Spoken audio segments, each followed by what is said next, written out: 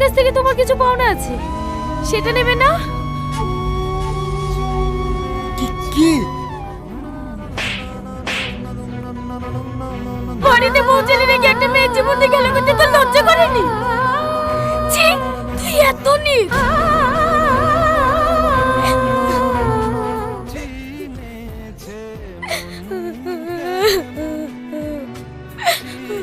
কাঁদিসনি, আমার সব শেষ হয়ে গেল রে। আমি পাপ করেছি, আমি অনেক বড় পাপ করেছি।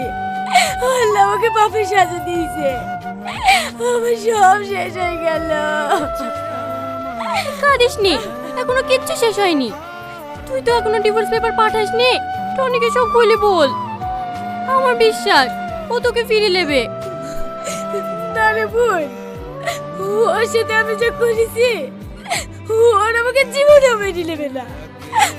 আমার শ্বশুর শাশুড়ি আমাকে মেয়ের থেকে বেশি ভালোবাসত, আর আমি সেই শ্বশুরকে ছি।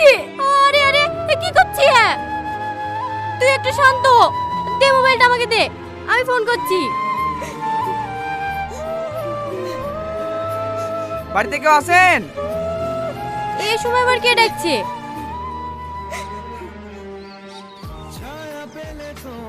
হ্যাঁ বলেন। সালমাকে, সালমার নামে একটা পার্সেল আছে। পার্সেল? সালমা, তোর নামে একটা পার্সেল আছে, বাইরে আয়। কই দেখি। এখানে একটা সই করে দেন।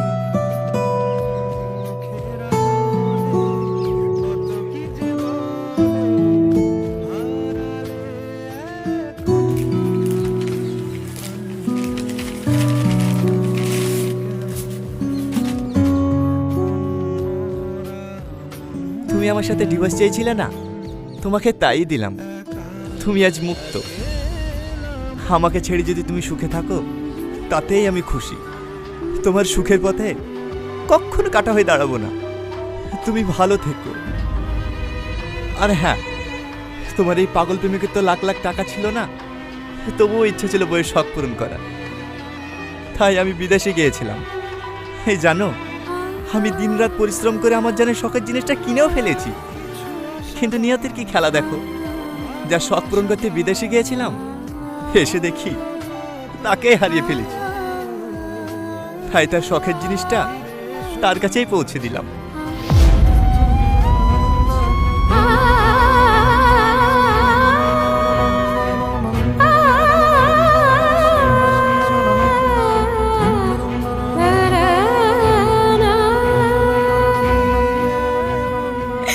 আমি গিফট চাইনি গো, আমি শুধু তোমাকেই চাই।